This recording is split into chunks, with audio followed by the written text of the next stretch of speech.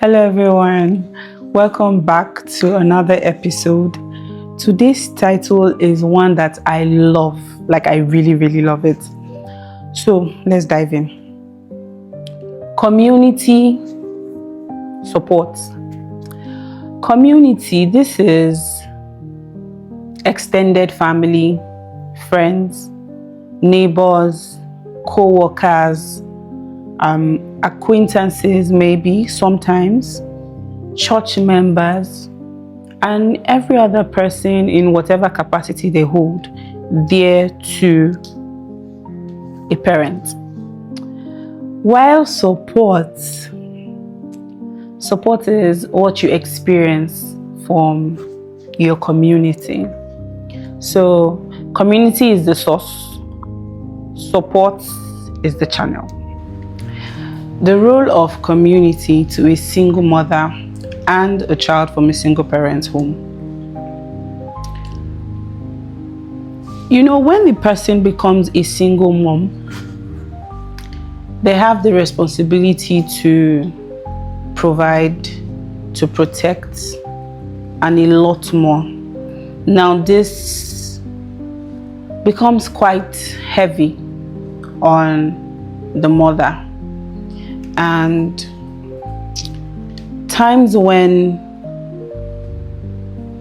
the mother has to work and there's nobody to probably supervise or pick up the child because of work, you see that having a community tends to lighten the burden. And this is so because if your community are people who really care about the single mother, who really care about the child, you know that you've aced it. Now, the community involves a lot of people, both genders, men, women. And there's a role of the family to a single mother and her child. You know that these are the first adults that the child gets to come in contact with, especially for families that are united before, the woman goes to get married. And then there's the role of the friends, the rich aunties. And then there's the role of, neighbors. Somebody that, I like to give this illustration. Let's say Mommy Benjamin is watching over her children, and then she sees Jennifer coming from school, probably walking alone. Maybe now Jennifer is like a teenager and she's walking alone, coming back from school. And then there's this funny looking brother in the environment, and he starts to talk to Jennifer. And maybe Jennifer is like, please, I'm late, I'm going home, I'm hungry. And then probably he's trying to intimidate her, and Jennifer is not giving to it. And then Mommy Benjamin sees what is happening. And then, there's defense. There's defense for Jennifer. That is community. That is community. It might not, I'm not giving this example in a very kind of way, but what Mommy Benjamin just did now for Jennifer, defending her, is something that will stick with Jennifer for the rest of her life. She has just defended her from something that we never would have known what it would have resorted to at the end of the day. But that is what community does. And community usually is love, is understanding, is care, and most importantly is support. And this support is what you see as what I mentioned, the love, care, and all. And support to a single mom and her child is what the community shows to them. Maybe there's an uncle who sees his sister working so hard and then says, you know what, how much is Yetunde's school fees? I would like to pay for it. I'd like to pay for this term. It's not about the money. It's the fact that this uncle actually saw that he can actually support, and that's love. It's also mommy's friend. Let's call mommy's friend Auntie Rose. Auntie Rose comes visiting, and Auntie Rose brings chocolates, provisions, and all while she comes. It might not feel like anything. Probably it's for Auntie Rose, it was like a spare 20,000 naira or 30,000 naira. I just picked a few things on my way here. It's actually love to your friend, which is a single mom. It's excitement to that child. It's, you know, it's something that sticks to mind, and it never goes away. It's a kindness that lasts forever. And now, from all examples given, I'm not saying that single parents or single moms and their children are burdens or people that you just keep giving and giving to. No. But what I would like you to concentrate on is the fact that you get to be kind to somebody. You get to be kind to a child, and you leave a mark of kindness, and that child gets to show it to somebody else tomorrow. You get to ease a burden, to relieve a friend, to relieve a sister. I'll give an example. Well, not an example this time around. I would talk about my experience.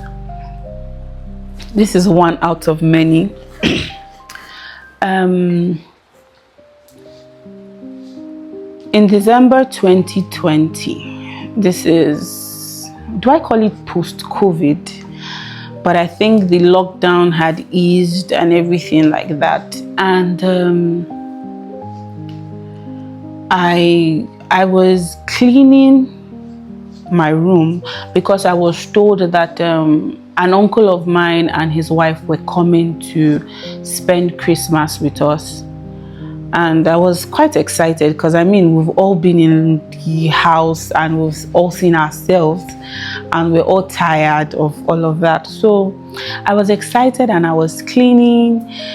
And in that process, I had this cleanser bottle. And I had already cleaned and put everything in a bag that was in front of the door. But by the time I went close to the drawer, I saw this cleanser and I was quite lazy to, walk back to the door and dump it inside the trash bag. So I tried to bring out the LeBron James in me, and I was trying to, throw the bottle and have it get into the trash can. But then it fell out. It didn't get into the trash can. It went over it and fell on the ground. And now, because it's a bottle, it breaks. And there was this elderly person around at the time. And this person comes shouting, da, da, da, da. And I was like, oh, it was a mistake. I wanted to throw it into this because I was standing here and all of that. So this happened, this happened in front of the room, yeah, and I had to sweep and mop it because you can't really play with glass.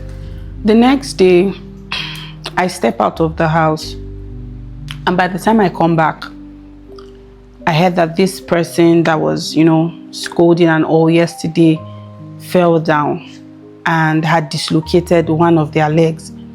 So I was shocked. But in all of that, the next thing I started hearing was how this person began to call everybody that I would say are somehow related to me. And the person calls and starts telling them that I'm a witch. I had done incantations and then I broke the bottle to, finally make everything work. And this person goes ahead to say that was where they fell. Meanwhile, I finally found out that they fell in front of the kitchen. But what shocked me the most wasn't the fact that I was called a witch, because it wouldn't be the first time I've heard different words. But what shocked me the most was whenever I get to pass the room where this person was staying, this person begins to lay curses like, oh, you would did this to me. You would never grow in life. You will never succeed. You will not amount to anything. God who vindicates people, God who exposes witches will expose you at the right time. You can't go further than this. And because I knew that this person was referring to me, it really hurts me. And then the worst part again was everybody that was called did not defend me. Nobody said anything nobody just said anything. But the last call that was made to an uncle, my uncle, immediately this person finished saying everything that they wanted to say. They had downloaded their hearts out, cursed me, da. Immediately my uncle rebuked that statement. He defended me. He gave this person a stern warning, even though the person was way older than him. He gave this person a stern warning. He spoke up for me. I feel like that was the person God used to defend me at the time, because in all honesty, I wasn't this emotionally strong at the time. All I could think of was ending it, and I had already told myself, oh, my brother would take care of my mom, and all of that. But the day I heard him defend me, because I was in the kitchen, but I could hear their conversation, and immediately he dropped that call. My phone began to ring, and then he called me. I picked, and he prayed with me. He spoke words of encouragement to me, and that was when I realized that I didn't want to die. Anyways, it's funny now, yeah, we've grown past all of that. But what he did for me is what community and support is about. You never can tell. You defending somebody, you protecting somebody, you helping somebody, a child, a single mom, it could mean the world to them. Because at the time I felt like, is it because I am not from a home as this? Is it because I don't have and all of that? Everything that I didn't have at the time was all I could think of, and I felt so incomplete. But the role of community and support to a mother and to a child from a single parent home cannot be overemphasized. So I pray that every child from a single parent home and every single mother would find adults who are healed, adults who are emotionally intelligent, adults who are caring, and adults who are led by the Holy Spirit. I wish you the best of luck.